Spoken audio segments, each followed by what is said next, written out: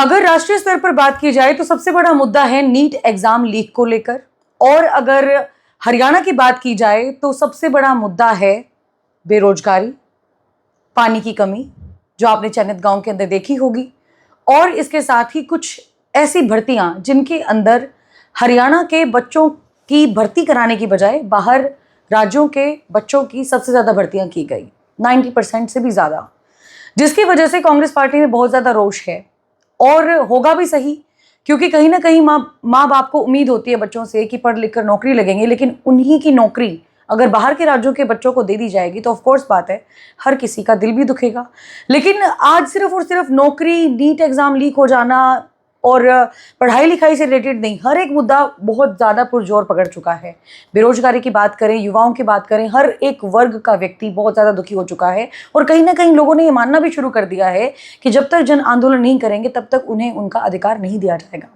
अब बहुत सारे मुद्दे हैं भारतीय जनता पार्टी से रिलेटेड, प्रदेश स्तर से रिलेटेड और राष्ट्रीय स्तर से रिलेटेड, और ऐसे में एक ऐसे पुराने नेता से बात की जानी बेहद ज़रूरी है जो हर एक चीज़ का कंक्लूजन बिल्कुल ट्रांसपेरेंट की तरह आप लोगों के सामने भी रख सके, समाधान भी बता सके, और साथ में समस्या बता सके कि समस्या फिलहाल आने वाले समय में ये हो सकती है। आज हम लोग सारी की सारी बातों को लेकर पहुंचे हैं राजेंद्र सुरा जी के पास। सर, बहुत बहुत स्वागत है आपका हमारे चैनल में। धन्यवाद। सबसे पहले आपके चैनल के सभी दर्शकों को मेरी नमस्कार जी। तो सर, सबसे पहले तो मैं यही जानना चाहूंगी कि पिछले 2 साल के अंदर जी कांग्रेस पार्टी के द्वारा कौन सा ऐसा बड़ा जन आंदोलन किया गया जिसकी बदौलत भारतीय जनता पार्टी को मजबूर होना पड़ा अपना कोई भी निर्णय वापस लेने के लिए? भारतीय जनता पार्टी तो निर्णय करके वापस लेती नहीं।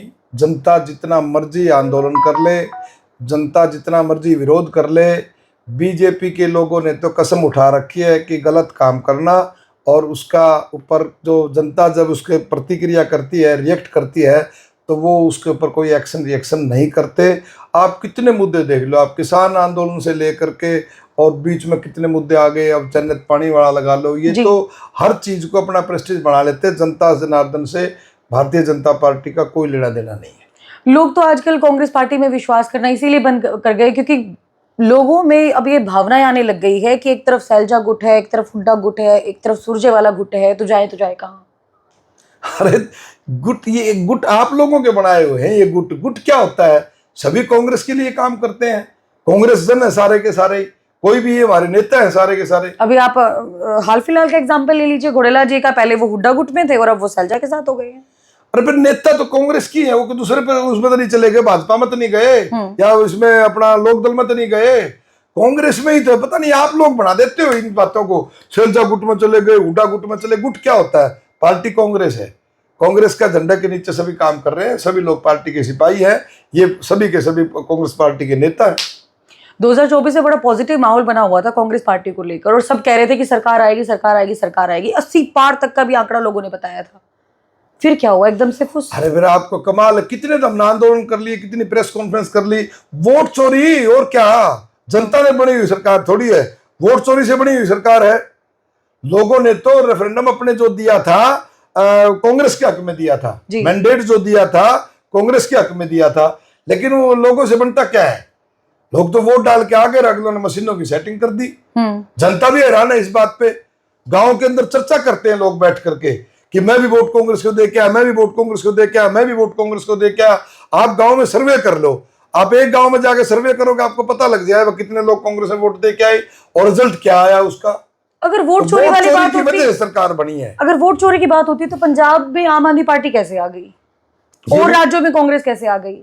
आप जो ये बात कह रहे हैं, ये तो कहा करने जमा मलिया मेट थोड़ी करया कर हैं, जमा हर एक जगह करने लग जाए तो फिर जन आंदोलन। अगर वोट चोरी की बात होती तो फिर लोकसभा इलेक्शन में भी 10 की 10 सीट बीजेपी की होनी थी। हर जगह कुछ तो छोड़ना पड़ता है ना। उनका करना ये घर तो जो है डाकन भी छोड़ दे है, तो इनको जरूरी है जनता में दिखाने के लिए, जैसे आपने क्वेश्चन कर दिया इस बात के लिए, ये एक आध जगह वोट चोरी नहीं करते जी, और नहीं तो ये सब जगह पर करते। अच्छा एक बात बताओ, आप बंगाल का चुनाव ले लीजिए, कुछ चुनाव के हालात थे, पूरे देश की जितनी भी फोर्स है, बीएसएफ है, सीआरपीएफ है, हरियाणा पुलिस है, जितनी भी है सारी की सारी, वहां घर घर में एक एक घर के बाहर 4-4 सिपाही बिठा दिए, फोर्स के आदमी बिठा दिए। ये कोई लोकतंत्र थोड़ी है। लोकतंत्र में चुनी हुई जो सरकार होती है उसका दायित्व बनता है कि अगर एक आदमी भी कहीं जाकर के धरने पे बैठता है तो उसकी भी सुनवाई करे कि भाई आप धरने पे क्यों बैठे हैं। चौधरी भूपेंद्र सिंह हुड्डा की सरकार थी, कांग्रेस की सरकार थी, और तब आपके सामने है जो कोई भी आंदोलन पे एक आदमी बैठ जाता था तो सरकार उसका भी संज्ञान लेती थी कि भाई आप धरने पे क्यों बैठे हो, आपकी क्या मांग है। और यहाँ जो धरने में बैठता है उनको लाठियां दी जाती हैं, उनको सस्पेंड कर दिया जाता है, उन पर झूठे मुकदमे बना दिए जाते हैं, चाहे आंगनबाड़ी की हो, चाहे हमारे ये साथी जो टीचर है उनकी हो, या हमारे किसान भाई हो, हमारे मजदूर भाई हो, कोई भी लगा लो आप। इन्होंने तो एक ही तरीका बना रखा, जनता से कोई लेना देना नहीं है। क्यों? क्योंकि सरकार वोट से तो चुनी नहीं जाती, सरकार तो वोट चोरी से चुनी जाती है, इसलिए जनता की बातों पर ध्यान नहीं देते। आंदोलन कर लोगे तो आपको सस्पेंड कर देंगे, आप पर मुकदमे दर्ज कर देंगे, आपका लठ मरवाएंगे। तो ये ज्यादतियां जो है ना, देयर विल बी टाइम कि भैया आकर के इनको जनता की बात को मानना पड़ेगा और उन्हें जनता के आगे झुकना पड़ेगा। ये ज्यादा टाइम जो है ना, ज्यादती ज्यादा टाइम नहीं चला करती, हिटलरशाही ज्यादा समय नहीं चला करती। जी, लोकतंत्र है, लोकतंत्र के अंदर जनता जनार्दन सबसे बड़ी ताकत होती है। विनोद भैया भी गए थे मिलने के लिए चैनित गांव का, क्योंकि मैं इसीलिए मैटर उठा रही हूँ क्योंकि चैनित गांव का धरना प्रदर्शन बहुत ज्यादा वायरल है आज के समय में हरियाणा के अंदर।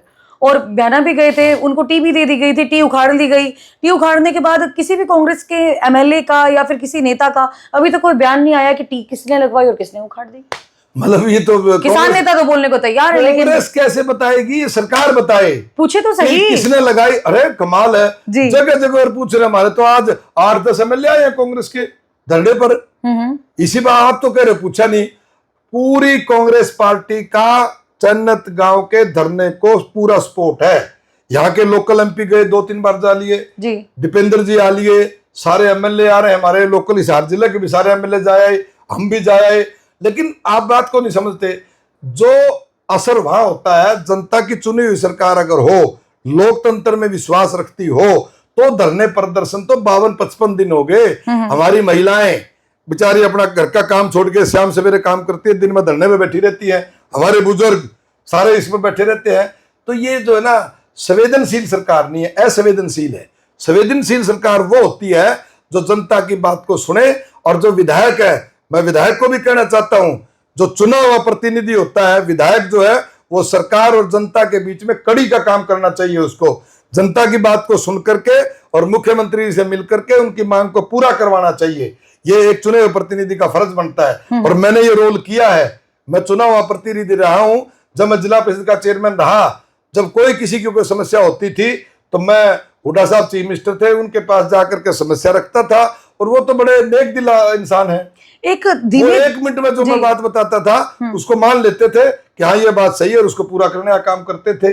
तो ये भाई विधायक जो हांसी विधायक है, उसका बिल्कुल फर्ज बनता है, उसका कर्तव्य बनता है उसका, कि वो जनता की जो मांग है उसको लेकर के मुख्यमंत्री से बात करके।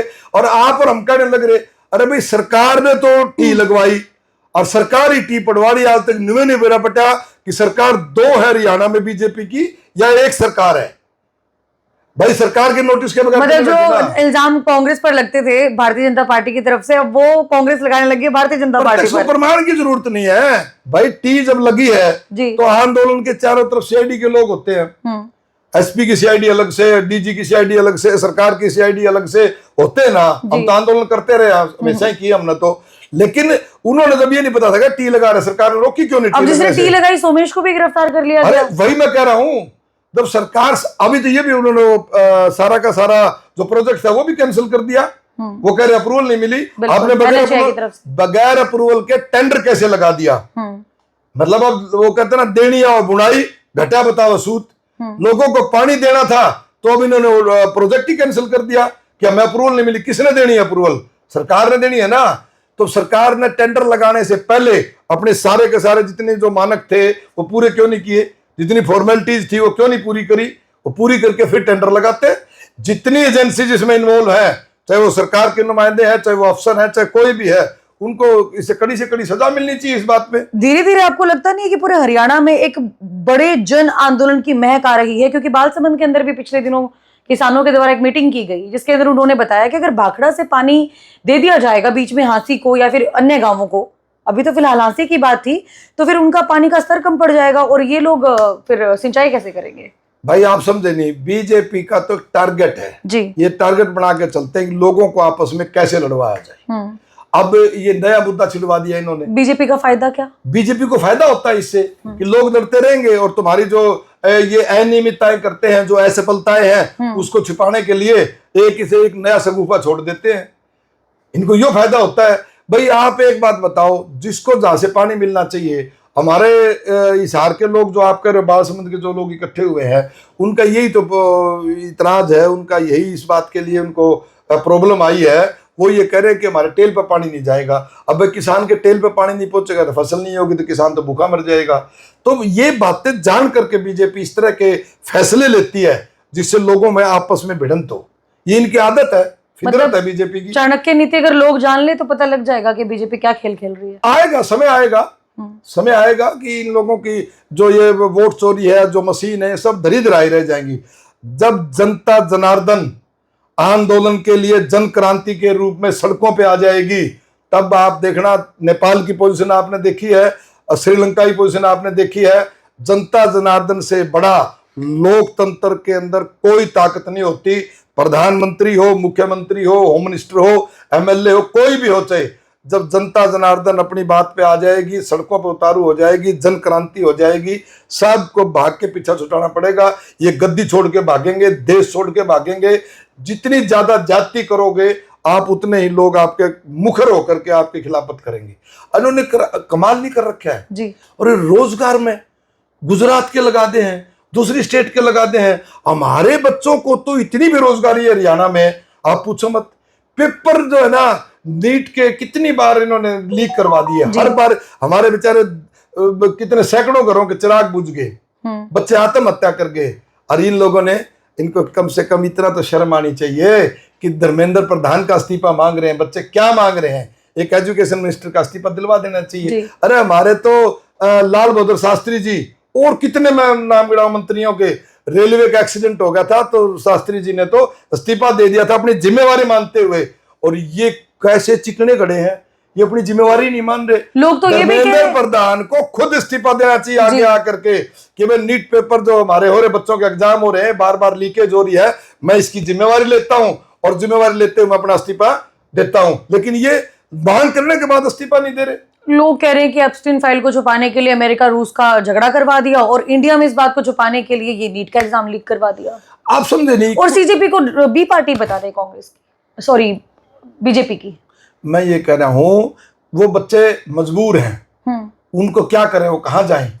जब जिसके पास माँ बाप का, मैं ना, सरकार जो है वो जस्ट लाइक माँ बाप होती है। भाई बच्चा कोई भी आम नागरिक है, बच्चा है या अडल्ट है, वो जाकर के अपनी बात कहाँ कहेगा? उसके पास, सरकार के पास जाके बताएगा ना हमारी ये दिक्कत है, इस दिक्कत को दूर करो। लेकिन सरकार सुनती नहीं।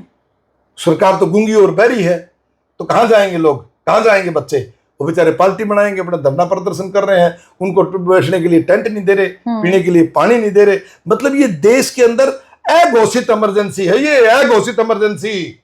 इन लोगों को जो है ना, समय आएगा, ये अपनी बात पर पछताएंगे कि हमने गलत किया।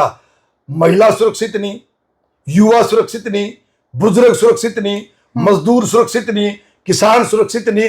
अरे कौन सा समाज का सेक्शन ऐसा है जो सुरक्षित है? अरे मासूम बच्चियों के साथ बलात्कार हो रहे हैं, डकैतियां पड़ रही हैं, सरेआम मर्डर हो रहे हैं। मतलब लॉ एंड ऑर्डर की क्या सिचुएशन है? और ये बताते हैं कि अर्थव्यवस्था विदेश में बैठ करके क्राइम चल रहा है, प्लान्ड क्राइम। ये कोई सरकार थोड़ी है, ये तो एक मतलब टोल इकट्ठा हो गया।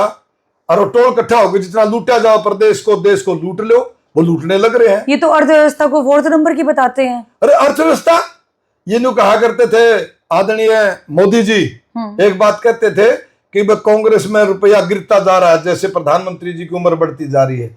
मोदी जी याद कर लो उस बात को, आपकी भी जैसे उम्र बढ़ रही है तो और ज्यादा स्पीड से गिर रहा है रुपया। तो जितनी बातें कही थी, आप एक बात को देख लो, कांग्रेस पार्टी में जितनी नीतियां लागू करी गई थी, चाहे मनरेगा की थी, चाहे वो आरटीआई कानून की थी, कितने कानून, लोगों को कितने अधिकार दिए गए थे। डॉक्टर मनमोहन सिंह जब पूरे वर्ल्ड में अमेरिका की भी जीडीपी डाउन चली गई थी, इकोनॉमिक उनके वहां मतलब वो दिक्कत आ गई थी जी अमेरिका के अंदर, डॉक्टर मनमोहन सिंह एडमिट थे हॉस्पिटल में। उनको, वो इतने बड़े इकोनॉमिस्ट थे कि उनको अमेरिका भी लेके गया था और उन्होंने उनकी इकोनॉमी जो है सुधार दी थी। उन्होंने सुझाव दिए थे, भाई ऐसे ऐसे करोगे तो आपकी इकोनॉमी सुधर जाएगी। मुहूर्त माले तो वो है बीजेपी के भाई, तो घर की वही काका लिखनिया और बोला वजह टिकट काटने नहीं आती, तो बोला पढ़ नहीं आवा है, इन्हें तो पढ़ नहीं आवा है, टिकट काटनी तो कोई आती, इन्हें जीडीपी की डेफिनेशन ही नहीं मेरा सेरा ने केस है। अनुका बोला मारते एक चीज समझ में को नहीं आई, या जीडीपी, बाकी तो हमने सारा सौदा काबू कर लिया। ये पढ़े लिखे लोगों का काम है, जो अच्छे इकोनॉमिस्ट होते हैं, अर्थशास्त्री होते हैं, उनका काम होता है। अर्थशास्त्री किसी ने रखते ही नहीं, सब जो है ना कठपुतली लोगों को बना के रखते हैं मंत्री भी, और हर मंत्री के घर पे संघ का आदमी छोड़ देते हैं। उन एक तरीका थोड़ी है यार, लोकतंत्र थोड़ी रह गई हो ना, जनता पे लोकतंत्र छोड़ा ही ना पार्टी में लोकतंत्र, हर जगह हिटलरशाही है, मोनोपोली है। और ये मोनोपोली के जवाब आएगा, समय ज्यादा दूर नहीं है कि जब जनता जो है सड़कों पे आकर के और इन सबको इकट्ठे कर लेगी, आप कर लेगी इकट्ठे, कोई दूर नहीं है। ये बात यह है, क्योंकि जब जनता जनार्दन जब ये पोजीशन आ जाती है कि खाने के लाले पर, रोटी के लाले पड़ जाएंगे, कोई सुनवाई नहीं होगी, कितना क्राइम होगा, महंगाई बढ़ गई और आपका लैंड ऑर्डर खराब हो गया, आपको खाने के लिए नहीं, रोटी नहीं है, पीने के लिए पानी नहीं है, और अंबानी अडानी अभी क्या है आप देखते जाना ना। अगर इनकी सारी चली तो अंबानी अडानी पैकेट के अंदर कणक दिया करेगा। ये तो मैं धन्यवाद करता हूं किसान भाइयों का, मजदूर भाइयों का, जिन्होंने इकट्ठे होकर के लड़ाई लड़ी और कितने सैकड़ों सैकड़ों किसानों ने अपनी शहादत दी और वो काले कानून वापस लेने पड़े, जिसकी वजह से आज हमें रोटी मिल रही है, जो हमारे गेहूं के भाव मिल रहे हैं, जो हमें गेहूं के ठीक ठाक भाव मिल रहे हैं। मतलब किसान को तो भाव नहीं मिल रहा, लेकिन आम कंज्यूमर को मिल रहा है। किसान को तो सही मायने में भाव गेहूं का जो है कम से कम 5,000 रुपए क्विंटल होना चाहिए भाव गेहूं का। और जो हम उपभोक्ता है, जो हम आम नागरिक है, उसको सस्ते दाम पर सरकार ने कणक मुहैया करानी चाहिए। लेकिन सरकार तो ना तो गरीब को देखती, ना किसान को देखती। किसान तो अंबानी और अडानी ने देखा है। आप तो गए नहीं ना, मैं तो किसान आंदोलन में पूरे देश में घुमा था टिकैत साहब के साथ। सेब का व्यापारी मार दिया हिमाचल का, हमारे यहाँ किसान हरियाणा का, इनकी फसलों के दाम देख लो, भले हमने एमएसपी दे दी, एमएसपी को दे ही नहीं रहे, लाओ घोषणा कर देते हैं लेकिन प्रैक्टिकली वो मिलती नहीं एमएसपी। काउंटर चेक होना चाहिए। और ये कानून किस लिए मांग रहे थे? कानून इसलिए मांग रहे थे कि जो कोई भी व्यापारी, जो कोई इंडस्ट्रियलिस्ट या कोई भी जो एमएसपी है, उस रेट से नीचे अगर फसल को खरीदे या उस रेट से कम फसल को खरीदे तो उसके ऊपर क्रिमिनल केस, आपराधिक मुकदमा दर्ज होना चाहिए। ये कानून मांग रहा है। किसान क्या मांग रहा है? यही तो मांग रहा है ना। आपकी सरकार में भी एमएसपी पर किसानों को मिलती थी? हमारी सरकार में पूरी एमएसपी मिलती थी और नारे लगाते थे लोग, उड्डा तेरे राज में, जीरी गई जहाज में। ये नारा होता था किसान का। कितनी प्रोस्पेरिटी आई हुड्डा साहब के समय में किसान पे।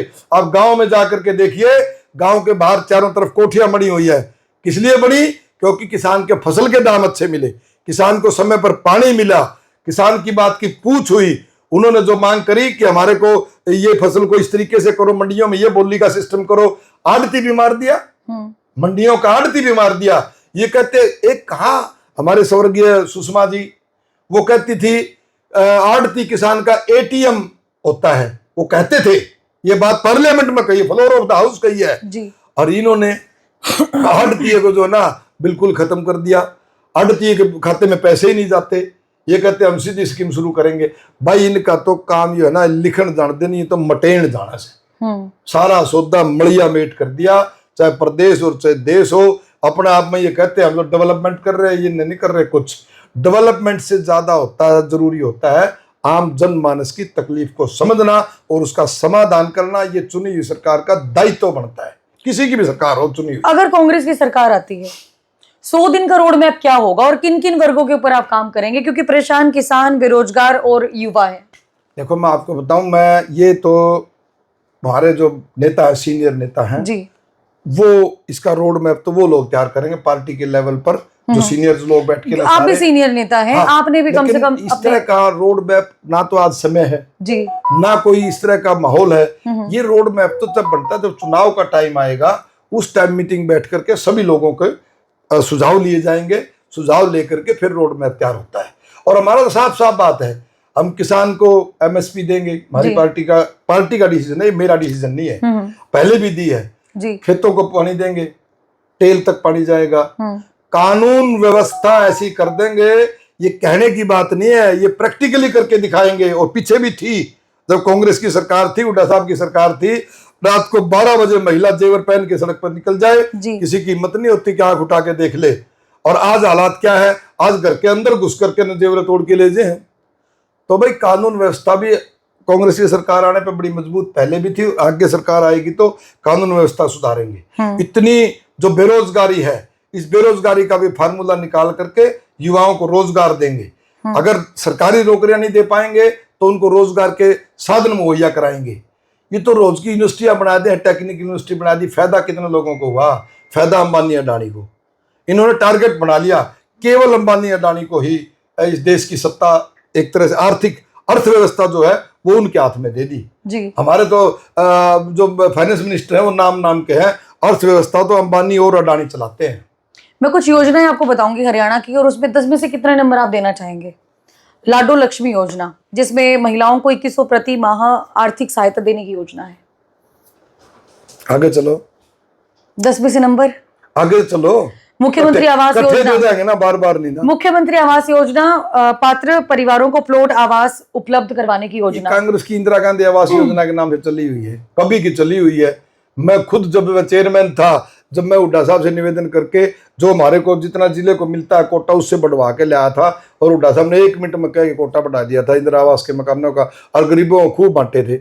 उतने दिए दे ही नहीं रहे, ये तो पिक एंड चूज करके दे रहे हैं गरीब को। और सुन लो, गरीबों को काट दिए इन्होंने, तो 9 लाख पीले कार्ड काट दिए। ये तो योजना है, इसको अमली जामा तो नहीं पहनाते योजना को, पब्लिक को देते तो नहीं। मेरी फसल मेरा ब्यौरा, किसानों का पंजीकरण, जिससे कृषि संबंधी योजनाओं और मुआवजे का लाभ मिलता है। यार खेती का कोई कंप्यूटर चल रहा है? खेती जो है, किसानी जो है वो कंप्यूटर से होती है क्या? मेहनत से होती है। किसान मेहनत करता है तब खेती चलती है। मेरी फसल मेरा ब्यौरा, पटवारी क्या काम करते थे? रेवेन्यू डिपार्टमेंट था, वो किस लिए था? वो मेरी फसल मेरा ब्यौरा ही तो था। इवन ने कोई सा दिन कौन छोड़ा ना, तो पटवारिया में पूछो तो हमने बेरा नहीं जा, आप उसको फसल पर चढ़वा दो। और किसान, गरीब किसान है बेचारा, इतनी शिक्षा नहीं है, या किसी का बच्चा पढ़ रहा है बाहर चला गया, मेरी फसल मेरा ब्यौरा खातर चक्कर काटे जाओ है, फिर कहते वो कंप्यूटर वाला बजाओ, वो कंप्यूटर वाला तो 500 रुपये मांग ले। मतलब हर तरह जो ना त्राई है, लूट खसोट कर दी हर तरह से। धान की सीधी बिजाई, डीएसआर योजना इसको कहा गया था, किसानों को 4500 रुपए प्रति एकड़ पर प्रोत्साहन राशि दी जानी थी, फिर दे दी। आप बताइए, वो तो किसानों के बीच में आप रहते हैं। ये नाम सुंदर दे मैं बढ़िया जी, किसमें पूछ क्या हो पता नहीं, ये सुंदर सा नाम दे दे योजना का, लेकिन वो ग्राउंड पर वो कहीं नहीं मिलती, रियलिटी कुछ और होती है उसमें, रियलिटी कुछ और होती है। आप एक बताओ ना, ये कानून बनाने में क्या जा रहा है जी? भाई, फसल अगर एमएसपी से नीचे दाम पर बिकेगी तो उसके खिलाफ अपराधी मुकदमा दर्ज हो जाएगा। क्यों नहीं बढ़ाते? दिक्कत क्या आ रही है उसमें? बढ़ा देना चाहिए इन्हें। जो वृद्धावस्था सम्मान भत्ता है वरिष्ठ नागरिकों के लिए, मासिक पेंशन, इसको लेकर क्या कहेंगे? कितनी की बढ़ाई? हुड्डा साहब ने कितनी बढ़ाई थी? सुनो, कांग्रेस की सरकार आती, हुड्डा साहब की सरकार आती तो पहले दिन 5100 रुपये इनकी, हमारे जो वरिष्ठ नागरिक हैं उनकी पेंशन करवा देते हैं। अरे एक बात बताओ आप, किसी को कोई सुविधा दी जाती है या मान दिया जाता है, किस्तों में बढ़ता है क्या? मतलब ये तो सारा देश ने लूट के खा गया अंबानी अडानी। और तो कितने और कितने लोगों के व्यापारी, बड़े बड़े जो लोग थे, 8000 करोड़ किसी का माफ कर दिया, 20000 किसी का माफ कर दिया। और हमारे वरिष्ठ जो नागरिक, हमारे बुजुर्ग, माता पिता है, हमारे चाचे ताऊ हैं जो समाज के सभी के 36 बिरादरी के, उनकी अगर पेंशन बढ़ानी है तो किस्तों में बढ़ेगी।